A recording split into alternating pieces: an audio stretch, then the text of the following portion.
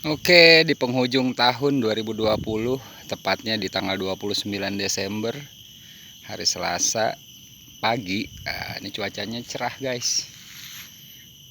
Cuacanya cerah, langitnya biru, dan laut di sana tuh cukup flat. Angin tidak terlalu kuat, hanya hembusan santai yang menggoda. Kembali bersama saya di Taman Mangrove dan Pembibitan. Jadi kegiatan pagi ini tadi saya cari kayu bakar. Setelah cari kayu bakar dan kering cemara laut, nah, kita buatkan api. Ini mau bikin kopi. Sebelum aktivitas kita ngopi dulu. Ditemani dengan si hitam manis yang selalu ikhlas memberikan air panas untuk pembuatan kopi. Dan gelas-gelas sampah di tepi pantai ada beberapa, juga gelas dari rumah kemarin, gelas bekas acara pesta perkawinan adik saya, kita kumpulkan, kemudian kita gunting seperti ini untuk media pembibitannya.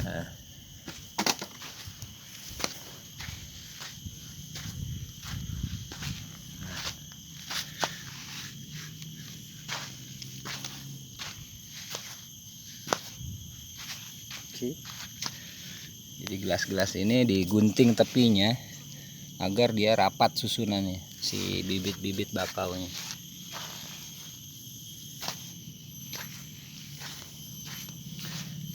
Ini usianya 1 bulan, udah keluar daun semua.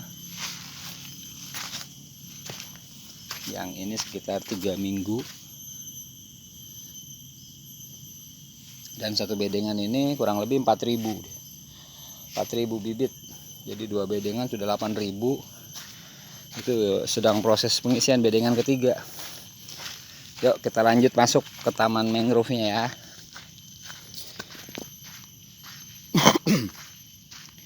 Di sini pintu masuknya, pohon pertama yang kita temui adalah jenis pandan. Pandanus ini bisa dimanfaatkan untuk pembuatan tikar, anyaman ya, kemudian topi, tas. Ini seperti ini. Ini batang kermunting, dan di bawah batang kermunting ini ada kotak donasi.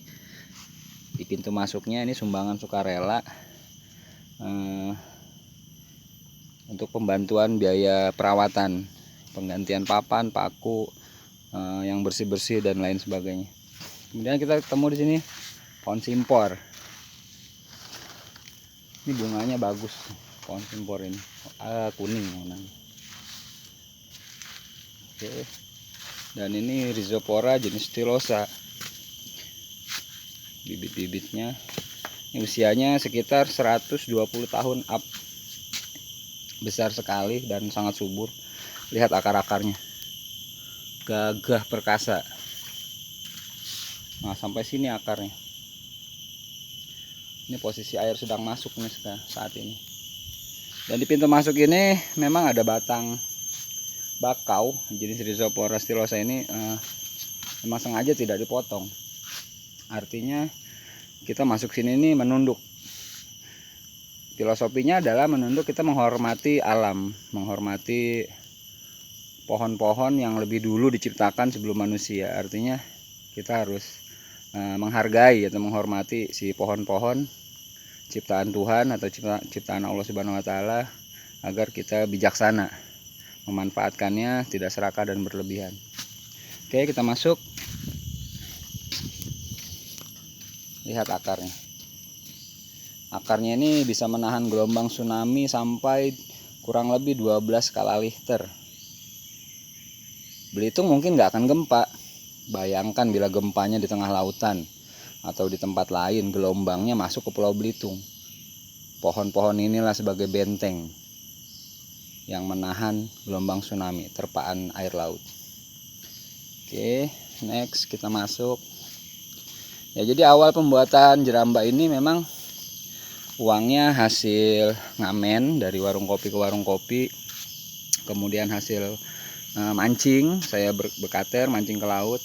Kalau ada rezeki lebih, saya sisihkan uangnya untuk pembelian kayu-kayu dan papan. Juga untuk biaya teman-teman ngopi, makan siang, seperti itu. Ini ada pohon jenis Soneratia alba, atau yang dikenal bahasa lokalnya buah bintang.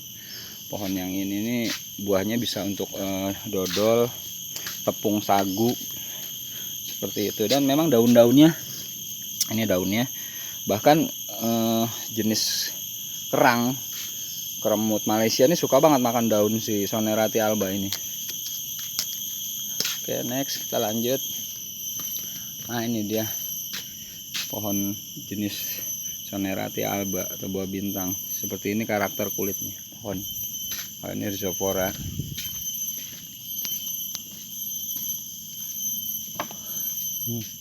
Airnya sedang masuk.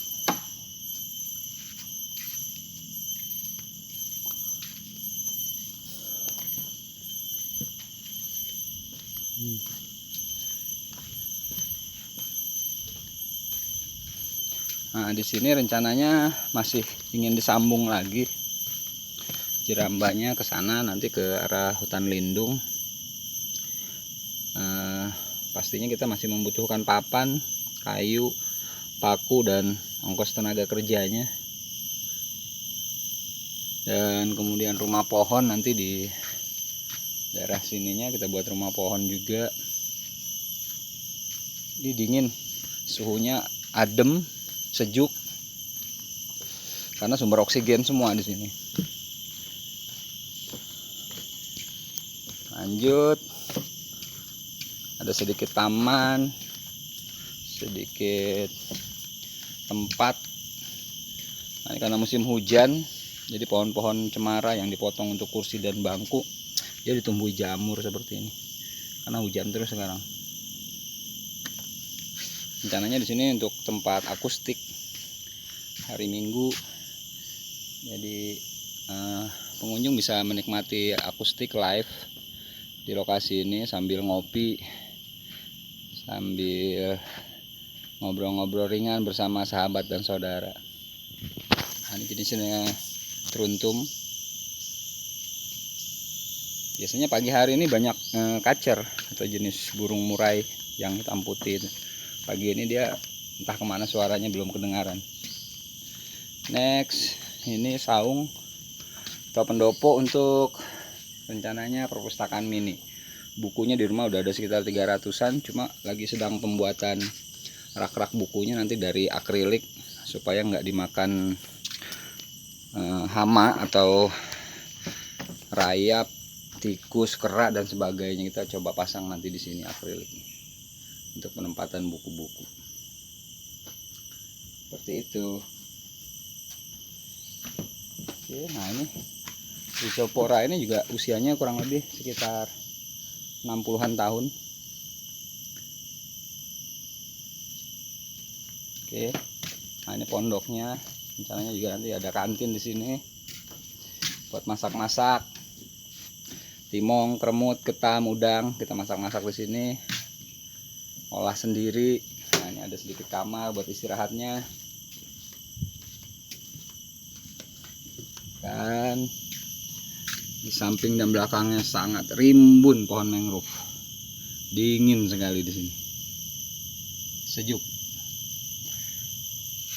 Bagaimana tidak, atasnya pohon lebat, bawahnya air. Seru kan? Nah, lokasi ini untuk spot mancing.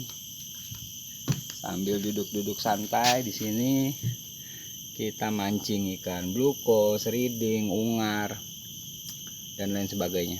Harapannya ke depan ada sampan, mesin tempel untuk mengarungi sungai kecil sepanjang 600 meter ke sana. Bisa juga dimanfaatkan untuk pemasangan bubuk kepiting. Jadi nanti kita pilih kepiting yang besar-besar, kita ambil, kepiting-kepiting yang laki-lakinya kita ambil, kepiting yang bertelurnya kita lepaskan kembali, dan kepiting kecilnya juga kita lepaskan kembali. Nah, kepiting-kepiting kecil rencananya kita buat penangkaran. Jadi nanti si tamu bila kepitingnya sudah cukup besar untuk bisa dikonsumsi, dia tangkap sendiri, olah sendiri, masak sendiri. Nanti rencananya di sini kita buatkan tempat penangkaran kepitingnya. Nah, ini pohon heru cemara laut yang roboh. Robohnya ini udah puluhan tahun juga. Walaupun dia roboh, dia bermanfaat, bisa untuk penyeberangan, landasan, pijakan kaki untuk tamu ataupun orang-orang menyeberang. Nah, ini juga usianya sekitar 100-an tahun up. Besar batang. Nah, lokasi ini untuk bersantai-santai keluarga, bisa sambil mancing, bisa untuk mandi, lompat anak-anak di sini.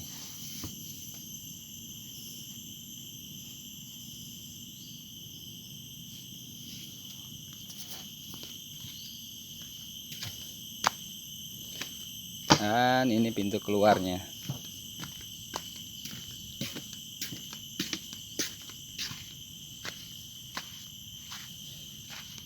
Masih ada beberapa kayu, rencananya untuk pembuatan saung lagi atau gazebo lagi nanti di sebelah sana.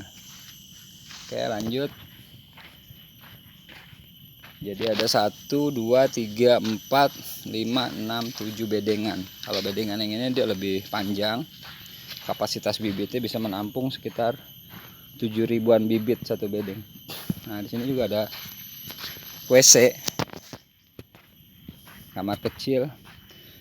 Memang ini awal-awal dibikin kamar kecilnya, 2 pintu, dan diupayakan bersih karena WC ini kebutuhan penting.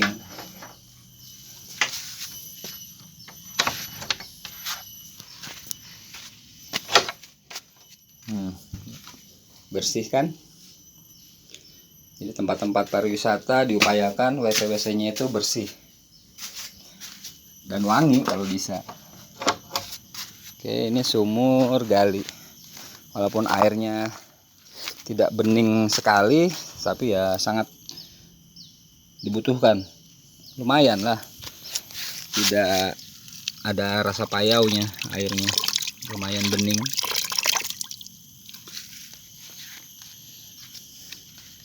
Sepertinya air kopi sudah mendidih.